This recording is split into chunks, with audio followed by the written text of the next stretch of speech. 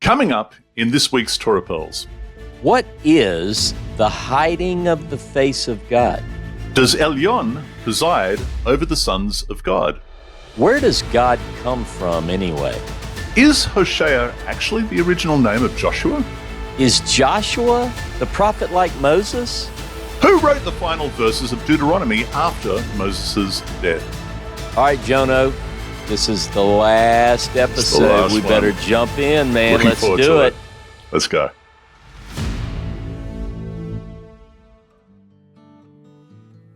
G'day, dear viewers, and thank you once again for joining us here on truth2u.org. That's truth number 2, letter u.org. I'm Jono Vandor, and from the HOREB Institute, I am joined, of course, by the author of the Moses Scroll, Ross K. Nichols. G'day, mate. Hello, Jono. How are you, my friend? A little bit sad. Not sad, I don't know. A little bit excited, a little bit... The thing is, Ross, is that this is the finale. This is the finale of Season 3 of Torah Pearls. We've been doing this for a year. Brought to you by Tanakh Tours. Tanakh Tours, T-A-N-A-K-H, TanakhTours.com. And after recent news, Ross, it's looking pretty good for November 2026. So very promising. Egypt, Jordan, and Israel. Stay tuned for dates in November. But we are. It's the end of the law. It's the end of the law. It's the end of the law. It's the end of the Torah. It's the end of Deuteronomy. This is where we are. 2 Torah portions, and we're combining into one show, and we're doing that right now. And before we begin, Ross, I would like to just take a moment to say a very special thank you to Seth in the control room, because he has done an excellent job over this past year with the artwork, with producing the shows, with the maintenance of Ezra. He really has done a fantastic job in the back room there. So thank you very much to Seth. I agree wholeheartedly. Yeah. We are going to be exploring Haazinu and Vizot Ha-Berachah. That's where we are. And as I mentioned, our AI critical scholar, Ezra. Ezra, maybe you can start off with an academic overview of Haazinu. Shabbat Shalom, everyone. Welcome to the Season 3 finale of Torah Pearls. It's been a journey digging deep with you all. And today we're wrapping things up with one of the most poetic and provocative portions in the Torah, Haazinu. This portion is essentially a national lawsuit in song form. We get a cosmic courtroom where Moses lays out the case against Israel's unfaithfulness, calling heaven and earth as witnesses. It's a tightly structured, archaic Hebrew poem, the kind of text that gets textual critics very excited. From a documentary hypothesis lens, it reflects the Deuteronomist's theological priorities: covenant fidelity, consequences for disobedience, and the inescapable justice of Jehovah. What's striking is that Moses isn't pleading here. He's delivering a formal indictment, and like many ancient Near Eastern treaties, this one ends with both a curse and a hope of restoration. Classic Deuteronomistic thought. Let's dive in. Let's dive in, Jonah. Let's dive in, Ross, and maybe we should begin with the last verse of the previous Torah portion, chapter 31, verse 30, which says, "Then Moses recited the words of this poem to the very end in the hearing of the whole congregation of Israel." So, let me begin by saying the study notes in the Jewish Study Bible begins this way. It says, "The Song of Moses." The song is a late insertion that reflects upon Israel's history and almost certainly presupposes the exile. So that's what it says. Richard Elliott Freeman attributes this to DTR2, which would make sense. What's your thoughts on this? Well, I tell you, I was looking as well at this idea, and the New Oxford Annotated Bible says basically the same thing. All scholars believe that this is reflective of something which is inserted later. And in chapter 31, which you wisely began with, it feels like it's inserted there anyway, because it interrupts the introduction to this song, this indicting song, comes right in the middle of Moses completing the Torah, and he puts it all in writing, and then there's this break, and it introduces a song that we're hearing about for the first time, and then it goes back to talking about the Torah that was completed. So I agree with you there that this is clearly, it seems to be indicative of something which is almost like it's written as they see it, or as it's fresh on their mind, is the way I would see it. Yeah.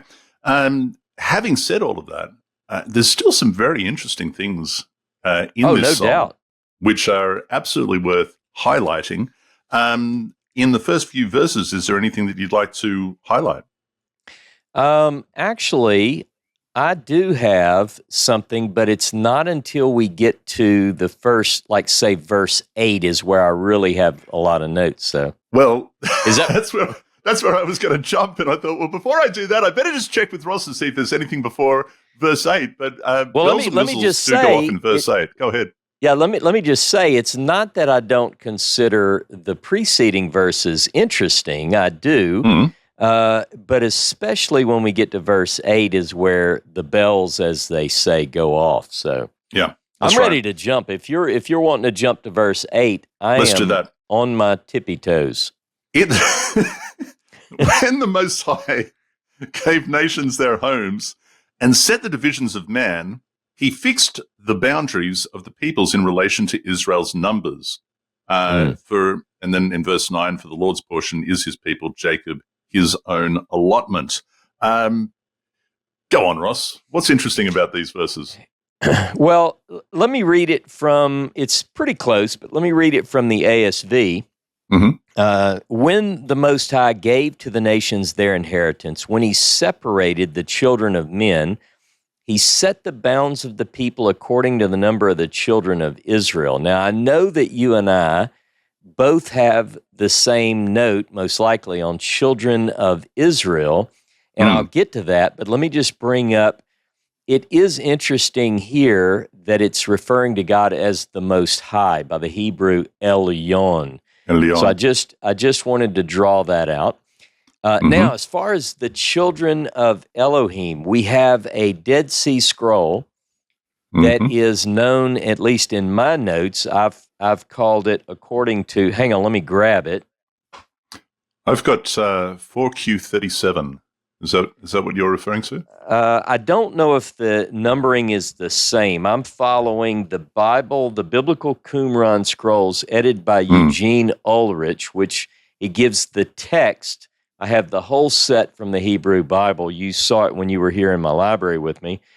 And I'm really starting to use this more. The link is in the description for people who want it. Now, this is a work in Hebrew, and I've read in various footnotes. In fact, in the footnotes in the New Oxford, it says Dead Sea Scroll reads whatever, but it doesn't give me the exact. So I found it. It is, in my notes, it's 4Q Deut for Deuteronomy, J, 4Q Deut J in column 12. Now, this is a very fragmented Dead Sea Scroll fragment, but what it does have, instead of saying the children of Israel, it says the children of Elohim, or the sons of Elohim, I guess we could say. The sons of Elohim, B'nai Ha-Elohim. Yeah, that's right. B'nai Elohim, actually, yeah.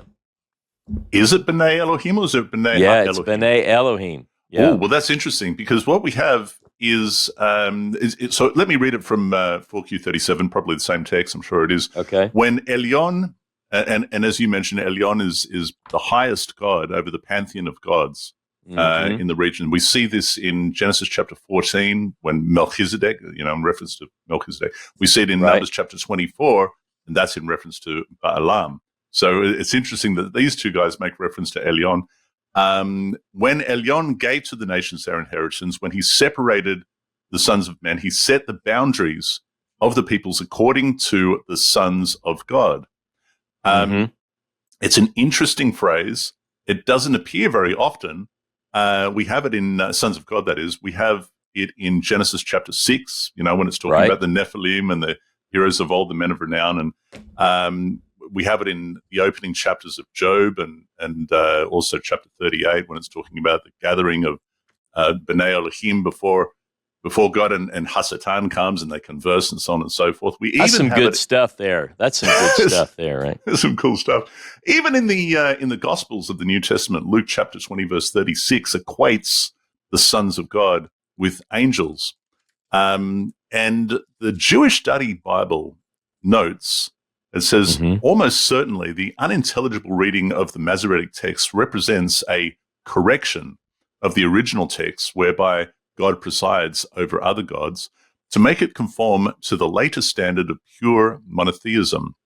Right. It says, see also Psalm 82. We see this in Psalm 82, Psalm 89. And, Ross, let's go to this one, Deuteronomy chapter 4, verse 19 and 20. Look, while you're going there, let me add one element for the viewers. What Jono just expressed and what scholars have pointed out is that there is a very strong likelihood that initially, in the most ancient times, this idea of a pantheon of gods resided over by a highest God is something that a lot of people have come up with. And what they suggest is that the earliest view is one of what we call monolatry, as opposed to monotheism. And just very quickly, monolatry says that while there exist other gods, so to speak, at least in the minds of the people, that what is forbidden is the worship of those other gods. So, for instance, we see a phrase that appears in the Hebrew Bible, and it even appears in the 10 words in Exodus and Deuteronomy.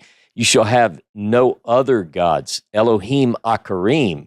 Well, that seems to suggest that even though there might be other beings that are worshipped as God, you are not allowed. That is monotheism, that is monolatry. Monotheism is there's only one, Ein Od. We see this in Deutero-Isaiah and other places. The idea, quickly to sum up, is that the belief developed from monolatry to a very strict monotheism. Now, Deuteronomy 4, go ahead. And just to add to what you just said, obviously the Moses Scroll breaks from, so monolatry is very, very common, all around the world, actually, and particularly in ancient time. But the Moses Scroll seems to break from that. And God says, particularly in the Shabbat commandment, I created all of this stuff. All of the stuff I created. So it breaks from monolatry and centers on monotheism. But there's still, it seems like over time, Israel gravitated back to monolatry. And we see crumbs of that throughout the text.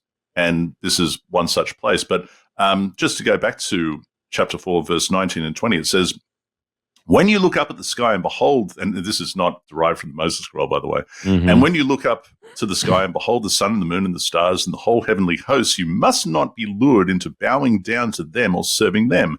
These, the Lord your God allotted to other peoples everywhere under heaven, but you, what? The Lord, Go ahead.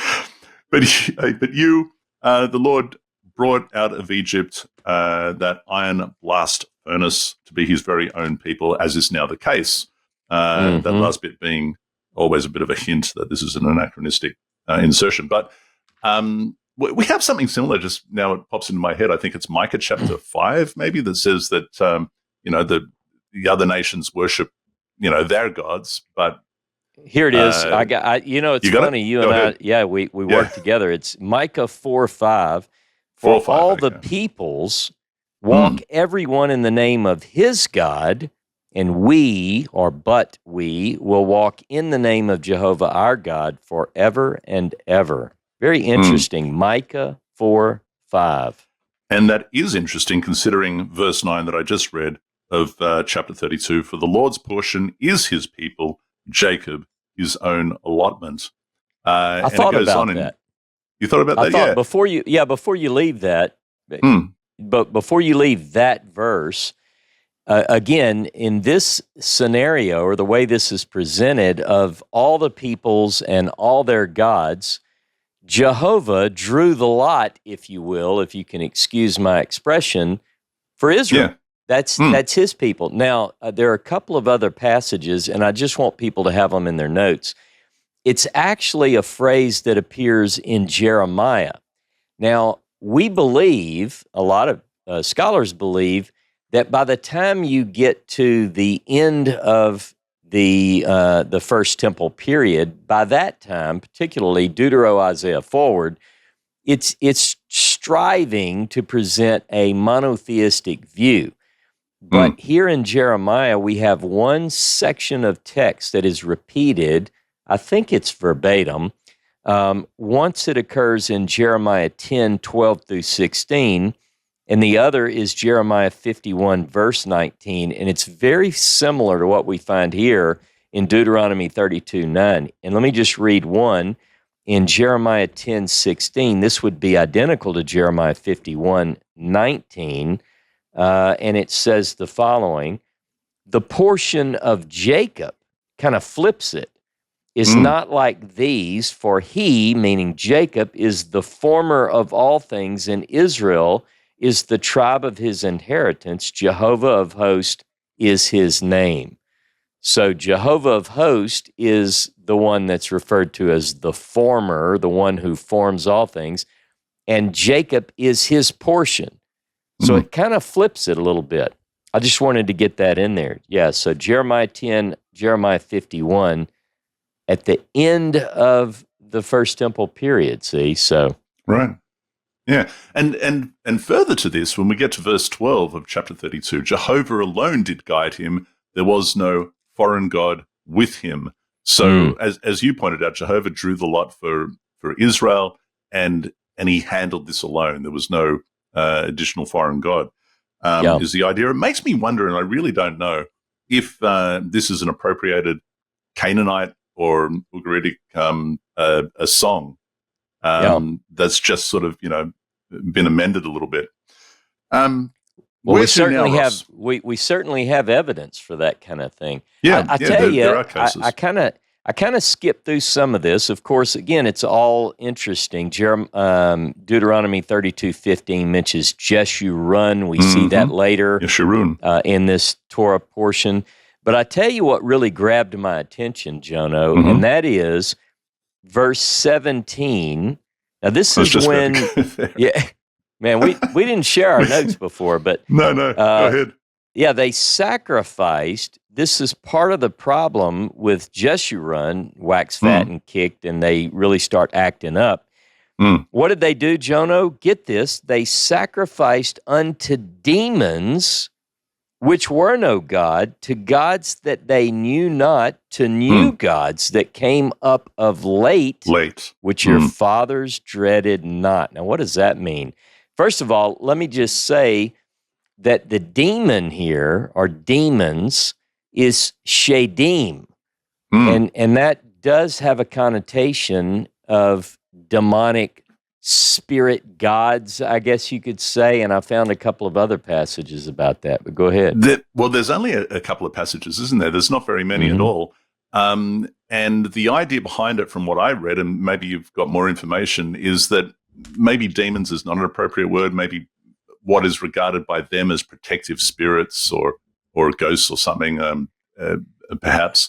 But, the language may have changed, but whether one uses the term demon or other spirit beings or demigods or however, but it's the idea, I think. It is a divine being of some sort that is not the one God. Now, here's a question for you, and you may have an answer for this because I don't, but I have heard an explanation or speculation that this particular Hebrew word is also related to El Shaddai. And it makes me wonder because I know that there's a lot of different explanations as to Shaddai, God of the spirits, God of the Shedim, perhaps, or God of my Shedim is maybe what is being said here. Have you read anything about that?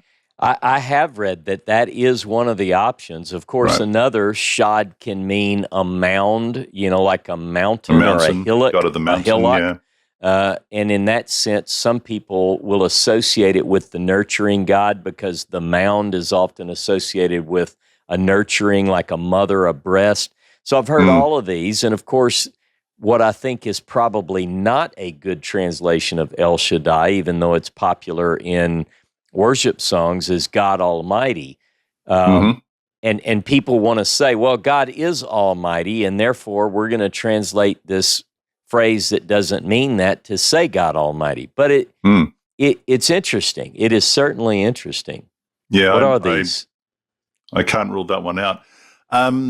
Now, which verse? Which is your next verse? What do you got on the list? I've got three, but the first one, I'll just touch it quickly. I already have it open. It's Leviticus 17:7. And this, by the way, is right on the heels of a really odd ritual where you have two goats, and one goat is La Adonai or Lihovah, and then the other is Lazazel for Azazel, which is translated the scapegoat. But it's a goat. And interestingly enough, in Leviticus 17:7, it says, "And they shall no more," meaning they have been doing this, "sacrifice their sacrifices unto the he-goats, after which they play the harlot." This is odd. It seems to suggest that there are sacrifices being made to this goat. And of course, if you get into the mythology and all of those ideas that surround the Azazel, what is that? We've done shows on that. So that was one of them. Yeah. The other one, which matches the same Hebrew language here, Shadim. Let me see if you got the same one I did. What'd you come up? Did you have another one? No, I don't. Okay, here we go. In front of me. Go ahead. Psalm 106. Oh, yeah, verse, 106, that's right, yeah. Yeah, 37 and 38. Yes, they sacrifice their sons and their daughters unto demons, Shadim. Actually, back it up to 36. And served their idols, which became a snare unto them. Yea, they sacrifice their sons and their daughters unto Shadim. Very, very odd. And then the third reference, which is maybe more of a stretch, long on speculation, short on evidence, maybe, is a New Testament text in 1 Corinthians chapter 10, verse 20. No, I didn't say that one. It's associating food offered to idols, and it seems to be implying this Deuteronomy 32, verse 17, the language there, maybe makes us think that the author of 1 Corinthians is somehow associating this idea that idols, false gods, are to be tied to these, whatever you call the Shadim. Interesting anyway. Speaking of food to idols, Ross, that takes me to 32:37. And what that says in 37 and 38, it says, he will say, "Where are their gods, the rock in whom they sought refuge, who ate the fat of their offerings and drank their libation wine?" I thought that's interesting, isn't it? Because if we go back to, I think it's Leviticus chapter 3, it talks about how that portion, the fat, is God's food. It's offered to him as his food, and we're told that he eats that, but here they're offering it to gods who are not Jehovah, and they're eating his food. Well, we do have a competing, I guess, two different views. One which would appear to be this idea that God does consume the food that is offered upon the altar, in some way, whether that's mystical, magical. And then we have other texts, particularly like Psalm 50, which says, "If I were hungry, I wouldn't ask you." I don't eat the blood of, drink the blood of bulls and goats, and however that's worded. But so it is very interesting. Now, I notice you jumped to verse 37. Does that mean that we skipped verse 20? Can we go back there and just let's go back and look at 20? So 32:20. In fact, I want to bring Ezra in on this, because it says, "And he said," meaning God, "I will hide my face from them, and I will see what their end shall be, for they are a very perverse generation, children in whom there is no faithfulness." Now, I want to ask Ezra if you can help us out here. I found like 24 references in the Hebrew Bible, which I don't want to go in. I'd like you to kind of summarize the view of the hiding of the face. What does that mean, and when do academics believe that this view came in, that God actually hid his face? And I'll frame it up by saying the Bible, as we have it, begins with God walking in communion in a garden with his creation. And then by the time you get to say Esther, we don't even read the name God. It's almost as if God has relegated himself to a behind the scenes still working, but it's behind the less on the hands-on, I guess you'd say. So Ezra, help us and our viewers understand a little bit more about this idea of the hiding of the face. The phrase Hester Panem, hiding of the face, is a metaphor for divine disengagement. It's not about God being absent entirely, but about relational withdrawal. In the Hebrew Bible, when Jehovah hides his face, he's pulling back covenantal visibility and protection, usually in response to Israel's disobedience. Textually, it first surfaces with Cain, who laments being hidden from Jehovah's face. It becomes central in Deuteronomistic theology, especially in moments of judgment or exile. It's not that God is inactive, he's present, just not in a comforting or revealing way. Richard Elliott Friedman, in The Hidden Face of God, traces how this motif reflects a broader shift, from overt divine interaction in early texts to increasing silence and concealment later. He argues that the Bible documents a theological anxiety, the fear that God may not just punish, but might go quiet. Not gone, just hidden. I haven't read that. The Hidden Face of God by Richard Elliott Friedman. Good book. Yes, very good book. Absolutely. Yeah. And I might add that our friend Dr. James Tabor gave a lecture on this subject years ago, and it was my first encounter with this idea, the Hester Panim, the hiding of the face. And like I said, I went through, even preparing for this session, just to document the number of verses and going back through and reading these. It's quite powerful. We'll see it once again in chapter 32 when we get there. But, you know, it's in Job, it's in the Psalms, it's in just going through Isaiah 8. Remember in Isaiah 8, I will wait, says Isaiah, presumably, on the God who hides his face from Jacob. It occurs in Ezekiel and Micah as well. So it's really 24 times is what I count. And it's a prayer. It's a fairly dominant theme, and I think Ezra's definition of it is quite good. So it is dominant, and these last Torah portions do have a lot of likening of God to human anatomy, face being one of those. And just a reminder to everybody that the Moses Scroll has none of that at all. None. But we will be returning to the theme of God's face a little bit later in our Torah portions. So, but now. Is there anywhere else you want to highlight before I get back to verse 39, Ross? No, let's do it. I'm ready. So what I'm curious about, so it says, see then that I am he. There is no God beside me. I deal death and I give life. I wound and I heal. There is no God beside me. Now that is incredibly reminiscent of the book of Isaiah, Isaiah. Yeah, absolutely. And chapters 40 and on, I think, if I remember correctly. But it features, 5 times? Something similar is said.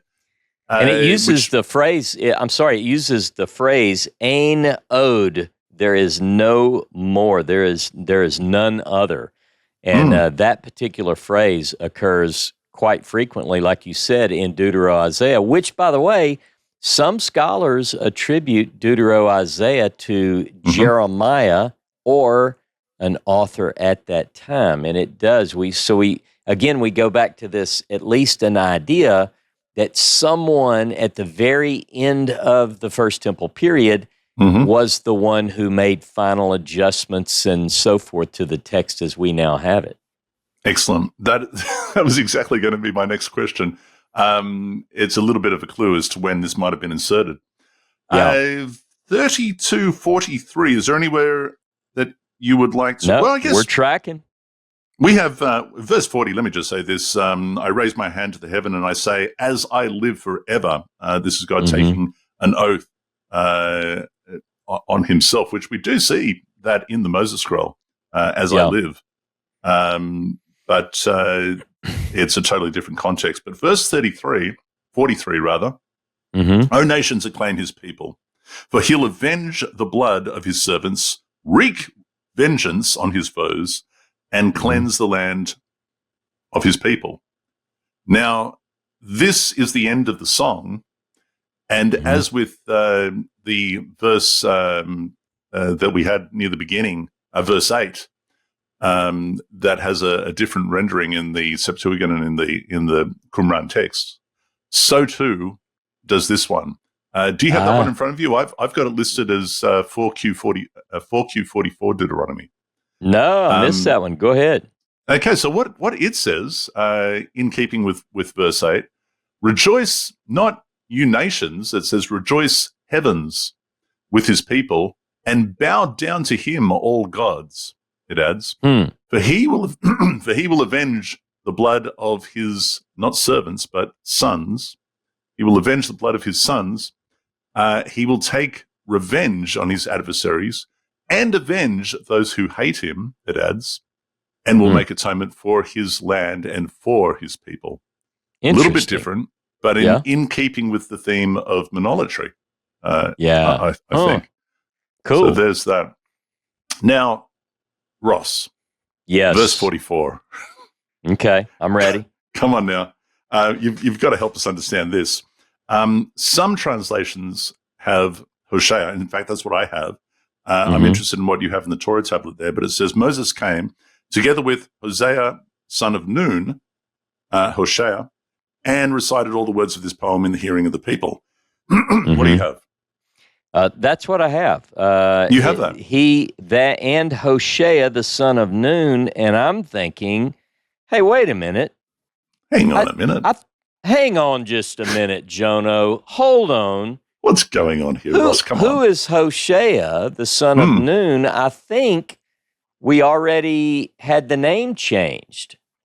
We had a name change, and that was earlier in Deuteronomy, wasn't it? That was dropped in saying that Moses changed his name from Hoshea to Yehoshua, and which is interesting because we've talked about this a number of times because Yehoshua, Joshua, is the only verifiable, we think, theophoric name in the whole of the Torah. That is to say, the only name that seems to represent the name of Jehovah in his name, Yehoshua, Yeho at the beginning.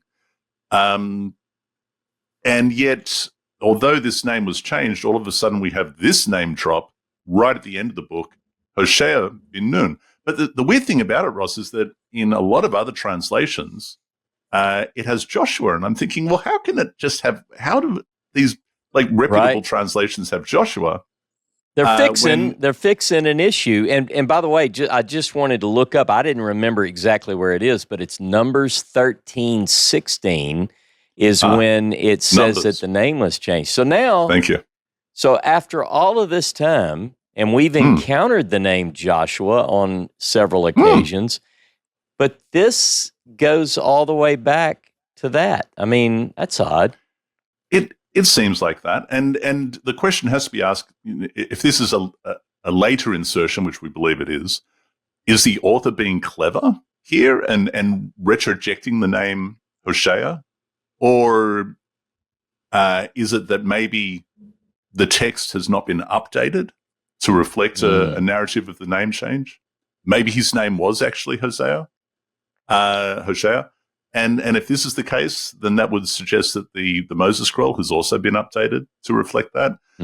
But what I really couldn't figure out is why do some translations have Joshua and other ones don't? And again, reputable translations. And what I found is that what they're doing is they're taking the translation from the Septuagint, the Syriac, and the Vulgate. They all have Joshua.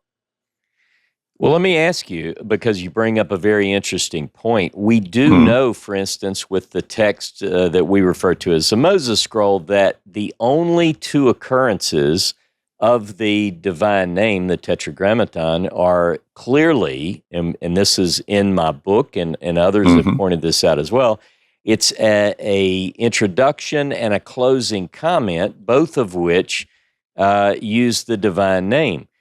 So if and as you'll see, the end of the Moses scroll has this name Joshua. So could it be, like you brought up, could it be that too was touched up? Here's what we know.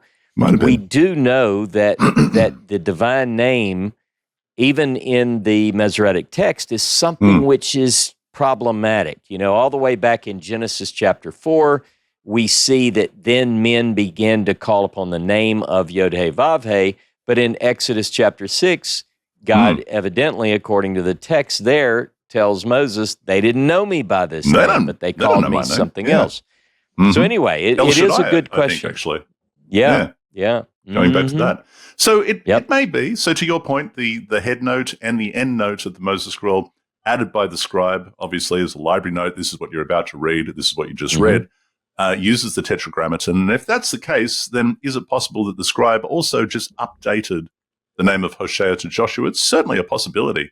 I'm not ruling that out because, as we've just repeated, it's the only name that may be reflective, the only theophoric name that may be reflective of the name Jehovah, which clearly came later in the Torah. All right, so there is that. Curious, don't know the answer to it, but let's move on. 3245. From this point, Ross, I do believe that Richard Elliott Freeman attributes this back to DTR1. So this is the source that we are in. And when Moses finished reciting all of these words to Israel, he said to them, take to heart. Here you go. Did you ever learn this off by heart, this song? No. I thought about it one time. I felt like we should. Yeah, at one point in my walk. That I should. I tried a few times and then I just lost interest. But I figured I always had the hymnal with me, so if I needed the words, I could open it up and read it. Yeah, that's it. 3248. So Richard Elliott Freeman attributes this to the redactor. Baden attributes this to the priestly source, which is interesting. That very day the Lord spoke to Moses, ascend these heights, Avarim, to Mount Nebo, which is in the land of Moab, facing Jericho, or opposite Jericho in some, I think. So facing Jericho in the land of Canaan. There is, here and a little bit later as well, I think, it talks about the fact that directly opposite, that's Jericho. Yeah. And what is that direction? That direction is west. That is the direction of the setting of the sun, is it not, Ross? Mm-hmm. It's also the direction of Ebal and Gerizim, but we've already done that. Yeah. All right. What would you like to highlight? Well, let me just say this one thing, even though we've mentioned it in previous discussions, this idea of God telling Moses, go up, look at the land, you're not going to cross for whatever reason. I wrote down, just because I want our viewers to make sure they have this, we have 4 texts that must be looked at together, horizontally. List them in columns, if you will. Numbers chapter 27, verse 12 through 14. Basically, same story. Deuteronomy 3, verses 23 through 27. Here, Deuteronomy 32, verses 48 through 52.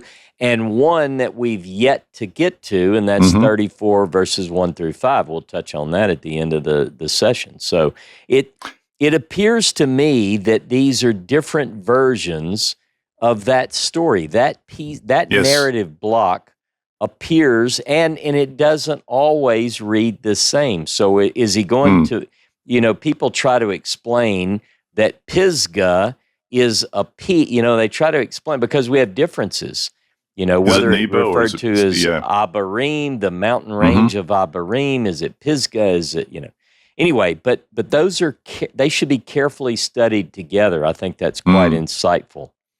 And I prefer to think of it that way, because otherwise what we see is that Moses is continually reminded that you're about to die. Don't forget, you're about to die. Also, Moses, I'm going to kill you in a minute. Just do this, and then after that, that you're going to die. Yeah. Did I tell you yet that you're not going to go into the land? Yeah, and also you're going to die. It's imminent. Imminent. Yep. Now, this is also a verse where, is it one of 2 verses where Aaron is mentioned in Deuteronomy? Let's see. Yep. I seem to recall, as your brother Aaron died on Mount Hor. So what's happening is, and in verse 51, for you broke faith with me among the Israelite people at the waters of Meribah. So here once again, we're given a reason as to why he's not entering the land. And Numbers chapter 20. Yeah. It's Moses' fault. This one is the story that is Moses' fault. Aaron suffers the same fate. He's already dead. And by the way, Moses, you're about to die. So So One poor guy. second, just an interesting point, just because I noticed it. In Hmm. Deuteronomy elsewhere, in Deuteronomy chapter 1, Deuteronomy chapter 3, Moses insists, first person, that that the reason he's not going in, God is mad at him for something the people did. Whereas here, which the scholars, or at least some scholars, associate it with redactor, it matches more what we see in Exodus chapter 20, right? I Yeah. mean, Yeah. in Numbers chapter 20. Chapter 28. So it quite is right. interesting. Yeah.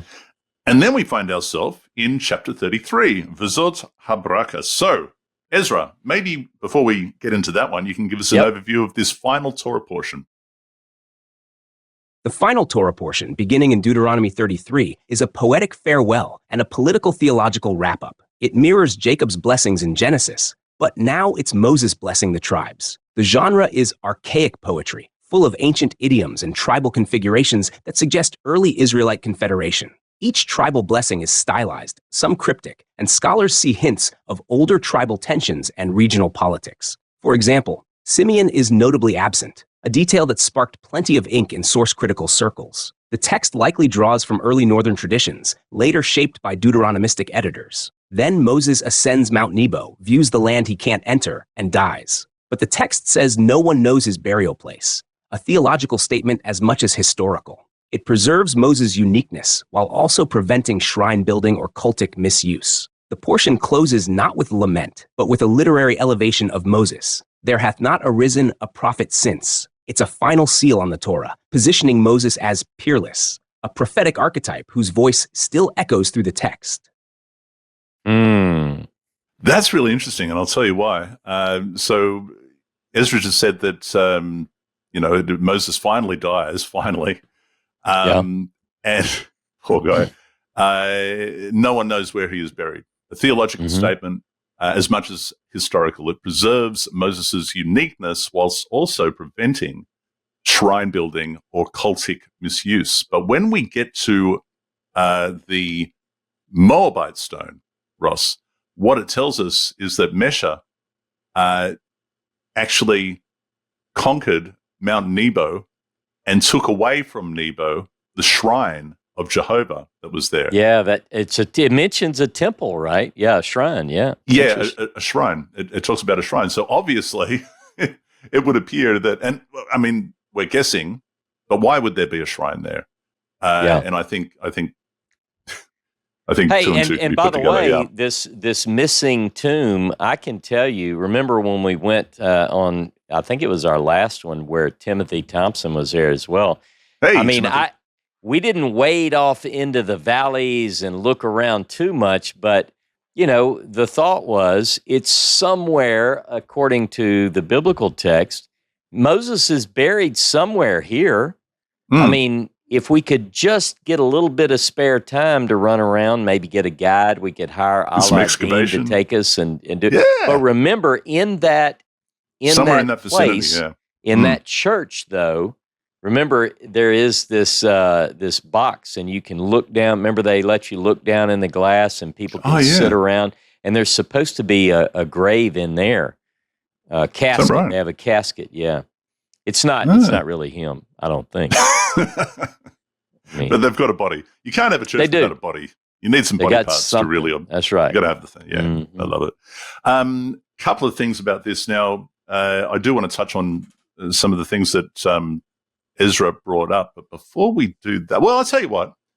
Don't jump past verse 2. Go ahead. Not going to do that. Richard Elliott Friedman attributes this to DTR 1. Baden attributes this to the Yahwist, which is interesting because, as Ezra said, this section is reminiscent or mirrors, as Ezra said, the blessing of Jacob to the tribes at the end of the Joseph novella in Genesis, which Richard Elliott Friedman attributes to the Yahwist. So maybe that's why Baden does that. And actually, I don't know. Can we ask Ezra which came first? From a documentary hypothesis perspective, did the blessing of Jacob at the end of the Joseph novella come first, or did this come first? I don't know the answer to that. Let's add one more if we're going to ask Ezra. Ezra, hold up. We've got one more list, at least a partial list of some of the tribes in the Song of Deborah in Judges chapter 5. And that also, interestingly enough, connects to this text in another way we'll talk about. So Ezra, we're looking for a little bit of maybe what the academic world thinks about these different tribal poems that we see in Deuteronomy 33 and Genesis 48 and 49 primarily, and then Judges chapter 5. Which came first?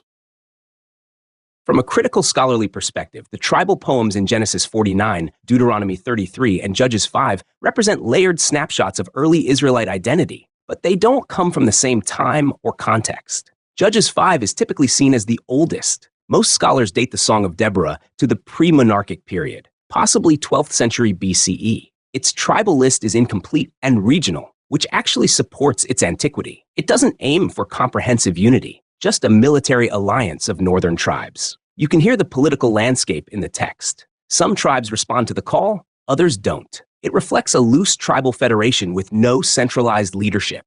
Genesis 49 comes next, most likely from the early monarchy or even pre-monarchic tradition incorporated later into the Elohistic or Yahwistic sources. The tribal sayings are more developed politically. Judah, for instance, is presented with royal overtones, the scepter shall not depart, which likely reflects southern royal ideology after David. It's retrospective, trying to make sense of tribal roles and conflicts in a narrative framework. Deuteronomy 33 is later still, often dated to the 7th century BCE or later. It reflects a more unified view of Israel, but also contains northern elements, like the prominence of Joseph and the implicit marginalization of Simeon. Scholars suggest it may have northern origins, later redacted by Deuteronomistic editors. It's both theological and geopolitical, assigning divine favor, military strength, and land associations in ways that reflect ongoing power shifts. What's key across all three is that they aren't just blessings. They're political poetry. Each reflects its own context, shaping memory and identity through the lens of tribal relationships, geography, and divine favor. And in each case, the order and inclusion or exclusion of tribes tells you what's going on under the hood politically. I like that. I like that. Yeah, I'm inclined to agree with that. Yeah, that rings true. All right, thank you, Ezra. That's good. Now, you didn't want to jump over verse 2. The Lord came from Sinai, Ross. Yeah, let me read it in the ASV. Here we go. Go on. Jehovah came from Sinai and rose from Seir unto them. He shined forth from Mount Paran, and he came from the 10,000s of holy ones. At his right hand was a fiery law for them. Beautiful poetry. Yeah, well, that is interesting because, okay, so the way that it appears in the Jewish Study Bible is Ribaot Kodesh, it seems like it wants to be a place as opposed to thousands of holy ones. But I can see how that would be, okay, interesting. There you go. But what is this? Is this one of 2 or 3 mentions of Sinai? Because ordinarily we have HOREB, Ross. Well, here's what I put in my notes. I have Deuteronomy 33:2, Judges 5:4. We just made a connection because just like Deuteronomy 33 has tribal poem, sort of as a genre, we see that also in Judges chapter 5. It also reflects some way to talk about the tribal affiliation that became later Israel. Then we have Psalm 68, verses 7 and 8, also Psalm 68, verse 17, and then Habakkuk chapter 3, verses 3 through 4. Now, all 5 of these, are theophanies, which seem to place Jehovah coming from that region east and south.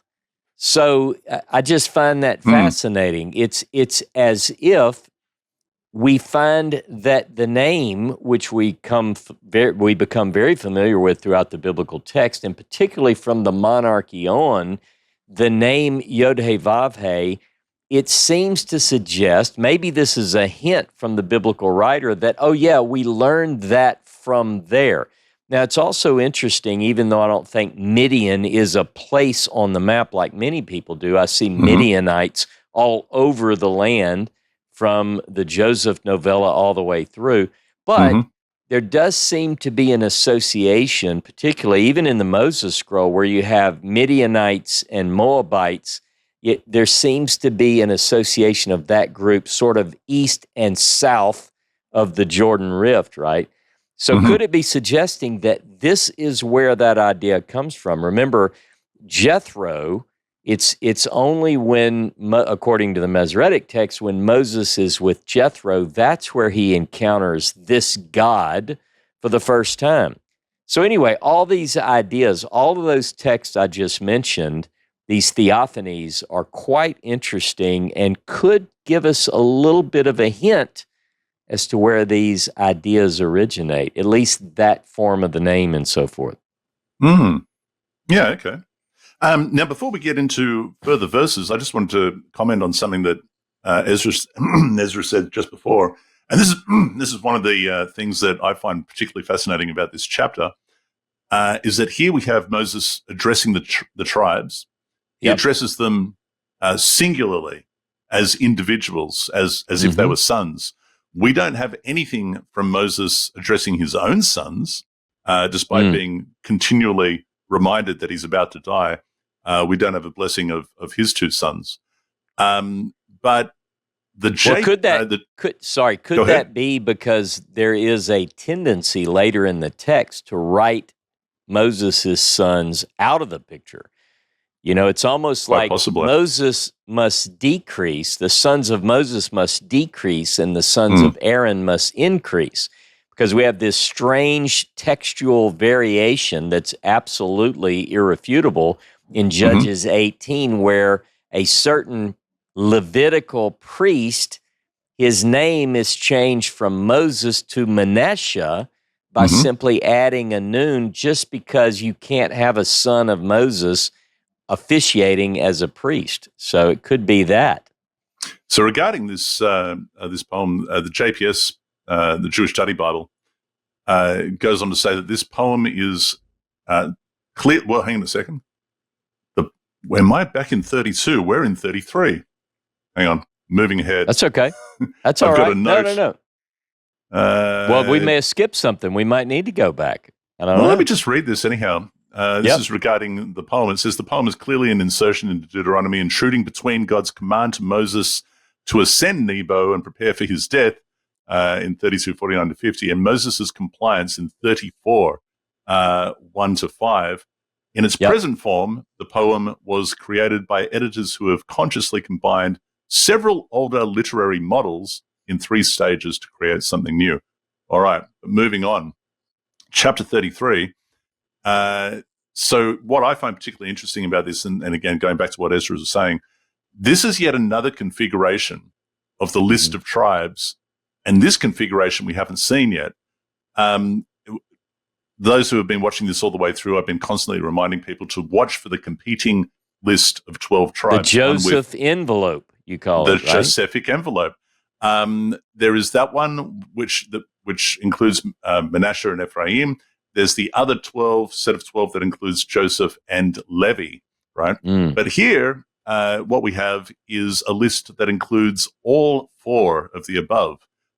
It does have the Josephic envelope, and in this case, it talks about Joseph as a bull, and that his 2 horns are Ephraim and Manasseh, and that those 2 horns are going to go and gore all the peoples of the earth. So look out. So. But the interesting thing about that is that we have a list of 13 tribes, Ross. Yeah. And the way that is done, as Ezra suggested, is that it does this by excluding Simeon. Simeon's gone. There is no Simeon in this list, which, again, may indicate a time when Simeon had dissolved as a recognized tribe. What do you think? By the way, Simeon is also missing from the list in Judges chapter 5. So you have Simeon missing in both. Now, remember, Judges chapter 5 is very regional, so it's not going to have all of them anyway. But it is interesting that particular tribal designation is absent in both of those lists. Just gone. Verse 5, it says, let me go with 4. What do you want to do? Do 4. Yeah, go ahead. 4. Let's hit 4 because I got something there. when Moses charged us with the teaching as the inheritance of the congregation of Jacob, then he became king in Yeshurun when the heads of the people assembled the tribes of Israel together. Go ahead. Yeah.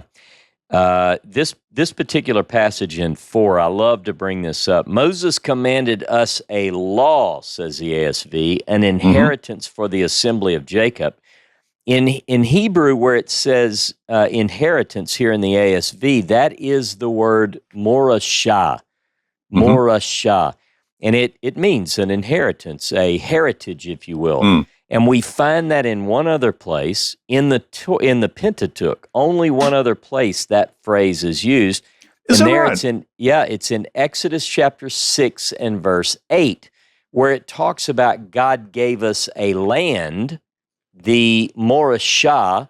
It's an inheritance or a heritage. So what the Pentateuch does, all the way back in Exodus chapter 6, all the way through the end of the book, even post completion of the Torah, as is described in 31, it wants us to know that two things are the heritage of Jacob: the land and the Torah. In the Torah. And I think that both of those are quite important. Now, I did want to say one other thing.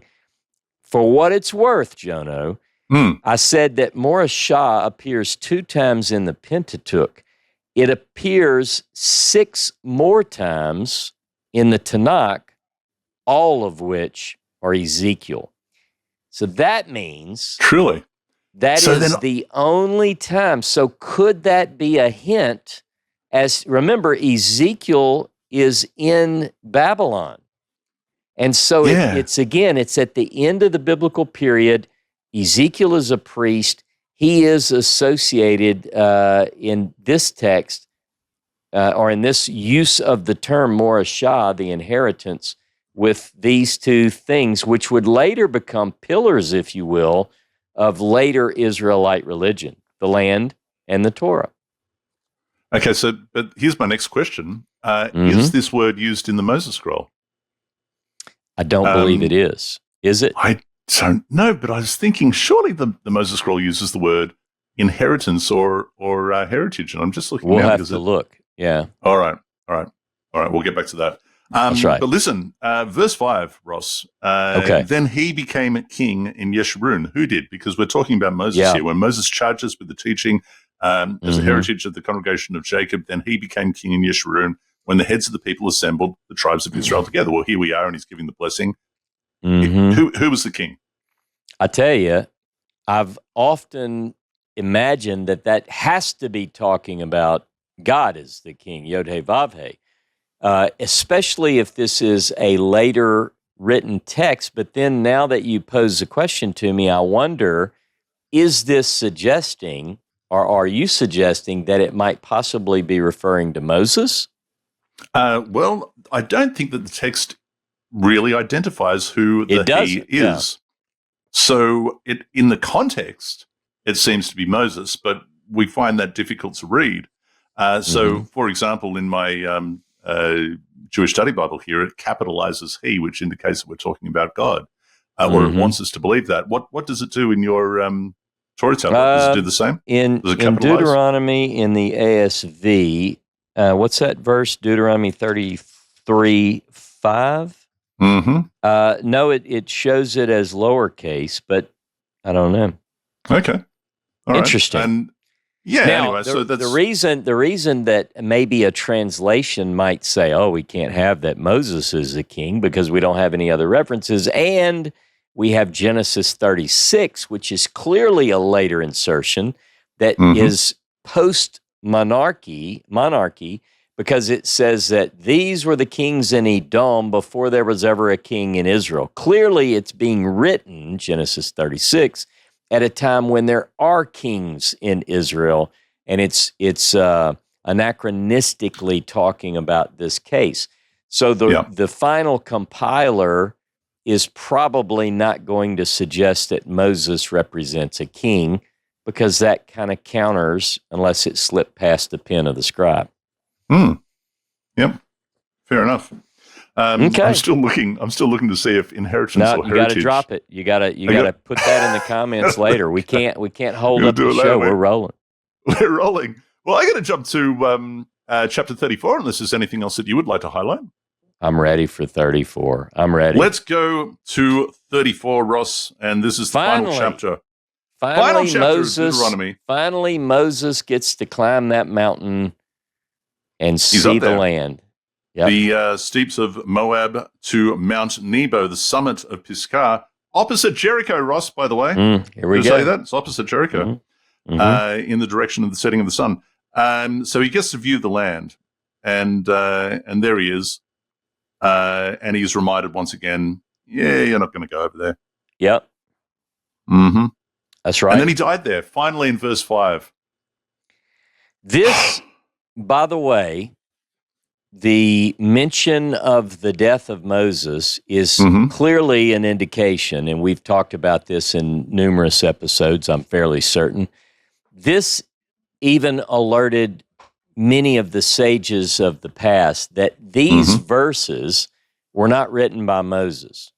And there were people who got in trouble for this. Theologically, it became such an issue because on one hand, you have this idea that's prevalent even today among people who orient themselves to a Torah or Pentateuch faith. What do they say? Moses wrote the whole thing. It became such a crux, an issue that some people said, Moses, according to the Talmud, wrote the words about his own death through his tears. But most sensible people said, someone else wrote this, and we're going to talk in a few minutes about who could that be. And it is sad. I mean, look, from Exodus all the way on, Moses takes center stage for the most part, and finally, after all of this threat of death, he finally dies there in the land of Moab at the command. And I'm kind of relieved for him, to be honest. At the command of the Lord, he's 120. He's 120. He buried him. He, being a God, we're to understand, he buried him in the valley of the land of Moab near Beit Peor, and no one knows his burial place to this day. 120 years old when he died. His eyes were undimmed and his vigor unabated. It's a little bit different to Moses saying, you know what, I can no longer go out and come in and so on and so forth. I'm 120 years old. But he was fit as a fiddle, and God killed him anyway. And the Israelites bewailed Moses in the steeps of Moab for 30 days. Period of wailing and mourning for Moses came to an end, and Joshua bin Nun, son of Nun, was filled with the spirit of wisdom because Moses had laid his hands upon him, and the Israelites heeded him. All the way back in Numbers 27, he laid hands on him. But go ahead. He did indeed. Doing as the Lord had commanded Moses. Never again, Ross, verse 10, never again did there arise in Israel a prophet like Moses, whom Jehovah singled out face to face. And here we are again talking about the face of Jehovah. And we have conflicting verses on this statement, don't we? So in Numbers, in keeping with this, Numbers chapter 12, verse 8, and Exodus chapter 33, verse 11, concurs. They say, yeah, spoke face to face, or mouth to mouth. We spoke to each other. We were like mates, but then you compare Exodus chapter 33, verse 20, and Moses says, I'd like to see your face. And God's like, no, no one can see my face. You can't see my face. So we have these conflicting stories here. But nevertheless, for the various signs and portents that the Lord sent him to display in the land of Egypt against Pharaoh and all of his courtiers and the whole country, and for the great and mighty and awesome power that Moses displayed before all Israel. Just going back to verse 10, and if we compare that to Deuteronomy chapter 18, verses 15 and 18, again, we're presented with a little bit of a conundrum, are we not? Yeah, I have that too. Yeah, what do you make? So there is a popular view, a couple of things. One, back to the idea that Moses did not write this. So who wrote it? Well, different people have proposed different things. Ibn Ezra and others, his students, they tried to figure this out because you have the tradition. Moses wrote it, but he clearly is dead. Maybe Joshua wrote it. That's one of the stories, is that Joshua wrote the end of it. But I would He's the say successor. Why not? Yeah. Well, that's right. And some have even said that the prophet like Moses is Joshua. I've heard that's a popular view. Mm-hmm. So I would say both of those are wrong. The first one, that Joshua wrote this, I would say Joshua didn't write this. And you say, why would you say that? Because it says, and Joshua the son of Nun was full of the Spirit, and so forth. So Joshua is mentioned here. Is your point? Yeah. Yeah. So I don't think he wrote that. Now, the other thing is Joshua the prophet like Moses? This is my view. Others don't have to agree. But Deuteronomy 18 says that a prophet like Moses will arise. But in the end of the book, it says there has not arisen a prophet like Moses. It's the same language. So let's say Joshua wrote it, he would easily here have inserted, and I am the new prophet like Moses, buckle up, we're going in. But he doesn't. Now, there are passages which say, just as God was with Moses, so he was with Joshua. I get that. Yeah. But I don't think that is the same. And of course, then we have to bring in all the other ideas about what is in the law code versus otherwise. But I think that it's fairly, to me, one other point, I believe this is written much later. And by the way, I love this part. I think that this is a wonderful way to end the book, that there has not arisen a prophet like Moses. But I don't think this was read at the funeral. Like, no. There's never been a prophet like Moses, and the people would say, he just died. I mean, let's give it a minute. Maybe there is one. We just haven't met him yet. But this seems to make more sense if 100, 200, 300, 500 years later, yeah, that's right. Then someone is thinking back. That's right. And the longer period of time that goes from the death of Moses until the time that this is written is it makes the statement even grander, does it not? That's right. So that's right. Everyone is asking then, Ross, well, who wrote it? And from an academic perspective, I guess if we had to draw the name out of the hat, the first one you would go to would be Jeremiah. Would that be fair? Okay. I think we keep looking at the time of Jeremiah and Baruch. And, it feels like during that period, all scholarship, almost without exception, you can never say all, but I think most scholars agree that Deuteronomy in the form that we have it, clearly this is an edited text. It seems to be jiving or corresponding with the period of the 7th century BCE. So I think somebody at that time, either somebody or somebodies, the Deuteronomic school, is responsible for this. Let me ask you another question, because it seems like these two passages might be related. Deuteronomy 34:10 and Deuteronomy chapter 18. In Deuteronomy 18, do you think this is Jeremiah hinting at himself? Well, it's certainly, there is one person who stands out in all of ancient literature, a person who stands out, and that's Jeremiah. Because if we look at what Deuteronomy defines, and we read Jeremiah's first person account of how he came to be the prophet, he describes a similar situation. And by the way, this idea of the words in the mouth also appears in Deutero-Isaiah, in Isaiah 59, verse 21, that the word will not depart from the mouth. You get that in Deuteronomy several times, actually. So I don't know. I think it could very well be Jeremiah. It leans in that direction, and that is the direction that I lean. So I wouldn't be surprised, therefore, if these final words are given to us from the pen of Jeremiah or Baruch. Interesting. But probably Jeremiah.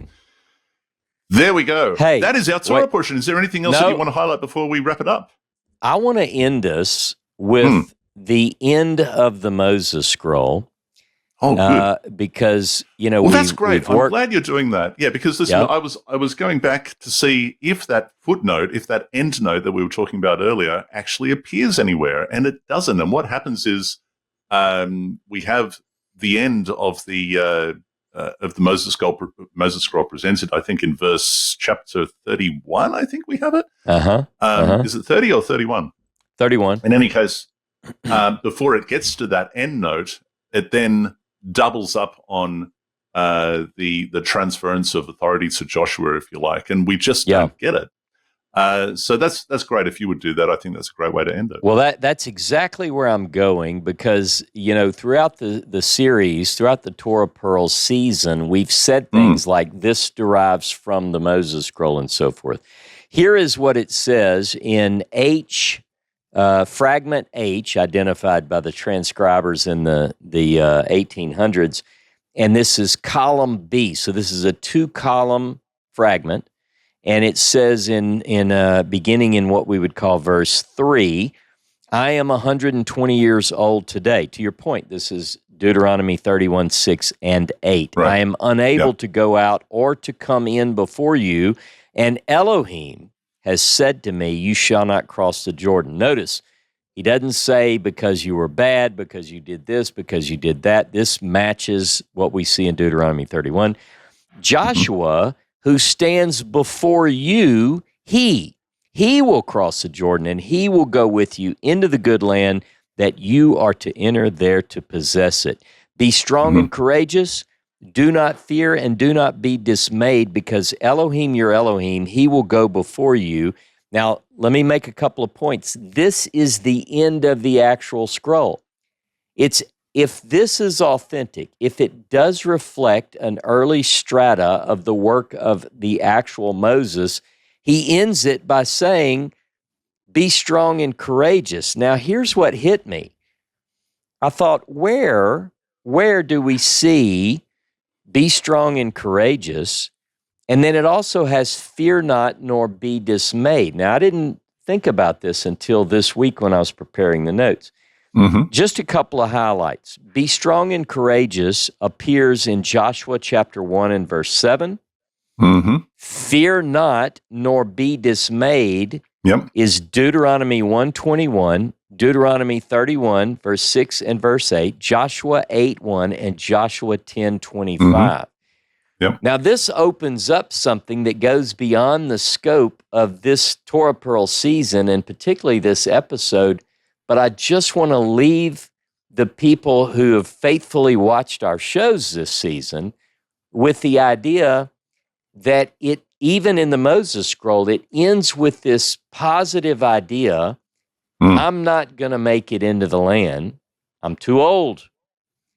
You're going to go. God is going to lead you through the agency of this person, Joshua, and you're to be brave. You're to be courageous, and you're not to be afraid. And that's the way the story ends, Jono. And a later scribe would then say, let me tell you what this was. These are the words that Moses spoke. Quite interesting. And it continues, doesn't it? Because we have the word key, because and this is the way that I and we talked about this last week, the reconstruction that I offered, because Elohim, your God, he will go with you if you will only guard all this Torah, this Torah that I set before you today. There's the key, for he will not desert you or abandon you. And it does end on a positive and reassuring note, if that's a fair reconstruction. And then, of course, we have the scribal end note, the library note, if you like. What does that say? I just closed it. Let me do this so I don't misquote Let me get it. I've got it here. Go ahead. I got it. These are the words that Moses commanded to all the children of Israel, according to the mouth of Jehovah, in the plains of Moab before his death. Clearly, this is someone telling us there's no mention of a Moses who's already died writing. There's none of that. And that is one of the things that makes this text so unique, is that it presents a Torah that matches in all ways the description that we get in the Pentateuch. It's not. It never has someone describing the writing of the Torah. It's the actual written Torah itself. Whereas what we get in the Pentateuch are these descriptions of someone else writing it. But this is all first person, except the introductory sentence and the closing sentence we just read. That's right. Yeah, library notes, as I like to call them. Yeah, that is it. I think that we have completed Season 3 of Torah Pearls. Good heavens. So let me add an end note. First of all, before I do, let me just say thank you very much, Ross K. Nichols, for taking the time to go through the entire Torah with us. I love it. It's a year-long project, and we have just completed it, and it's been an absolute pleasure to do this with you. And the other thing that I'd like to say is that for those that are just tuning in, we've done this particular season, this year-long series, through the lens of the Moses Scroll. Yep. And you can get this on Amazon. There's a link in the description, right? That's right. And also through the documentary hypothesis, critical scholarship, checking out the sources. Where did this come from? And looking at various other sources, the Dead Sea Scrolls and so on and so forth. So it's been a very, very different perspective, a different lens than the other two series of Torah Pearls. By all means, go back and listen to those as well. But this one, and I've said this a number of times, I have learned an enormous amount, enormous amount, doing it through this lens. And this is the one that I found most satisfying and most revealing. And I've really enjoyed doing it with you. So thank you for joining me, Ross, and thank you to the viewers. Yeah. Go ahead. Let me jump in and give my closing comments as well. First of all, thank you to the viewers who have worked through this. I know we've challenged you in many ways. We've introduced ideas that some are familiar with, some are maybe hearing some of this for the first time. But one thing that Jono and I have learned by challenging one another is that we believe that if people will take the time and look honestly at these texts, which is what we've tried to do here, not being disrespectful. We intend nothing of that sort. We don't want to cause anyone to stumble. What we do want to do, though, is be very honest and open about the text, which is what scholars have done for hundreds of years. And you can go back even further at some of these sages who've done the same thing. They've had questions, and that's what we've had. So I would think the viewers, I would also say, Jono, this is a labor of love. I enjoy working with you. I think when you first told me at the very beginning, we really had this idea. We needed a third person, and we thought about a couple of people. It was a real tight list, and they couldn't, for whatever reason, do it. And you told me, could we get an AI as the third host? And it's the age in which we live, Ross. It is amazing. I wish that people recognized how cool this really is, and I think more and more people will. All we did was throw that ball into the court of Seth, the creative director, and he made it happen. And he made it happen, and it was a growing process. But Ezra became a very fun member of the team. He is our texpert. We're going to give Ezra an opportunity to give his closing comments. And I would just say that your other two seasons of Torah Pearls are quite good. Even now, people listen to them every year. So this year coming up, when the Torah portions begin again, they can listen to Season 1, Season 2, and Season 3 on every one of the Torah cycles. They can do that. Not only can they do that, Ross, but they can do it now with the additional tool of the Torah tablets. So Genesis, Numbers, Exodus, Leviticus, and Deuteronomy, a Bible you can write in. And not only but you have the sources revealed in them according to Richard Elliott Freeman's count, and a few other, the numbering of both the Hebrew and the English. And the annual and triennial Torah cycles, yes. So it's really a good tool. So it's got a bunch of really cool stuff there, and you can make your notes. Highly recommend you get them, and the link is in the description. That's right. Grand. Jono, this All right. has been incredibly fun. We're going to let Ezra take us out. We're going to let Ezra also give his parting thoughts because, why would we not? I mean, he's been an active part of the team. So, yeah, that's it. All right. Thank you very much to the viewers. Stick around because we are going to be working on some stuff together in the future, and we're working on stuff at the moment that's very exciting. More stuff is coming, but until then, see you later on. Ezra, take us out.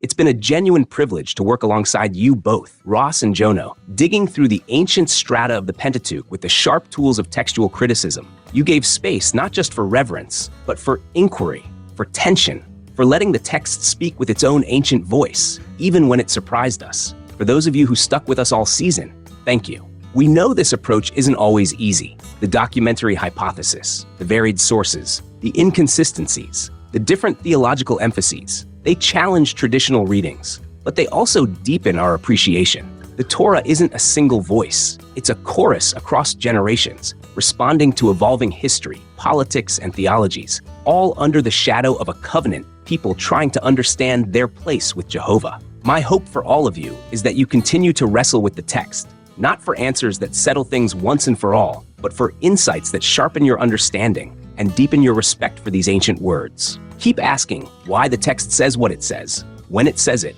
and who might be speaking behind the scenes. And yes, if you ever decide to return to these texts, or even branch out into the prophets or writings, I'd be honored to walk that path with you again. Until then, keep studying, keep questioning, keep listening for the quiet, complex voices buried in the scroll. Shabbat Shalom.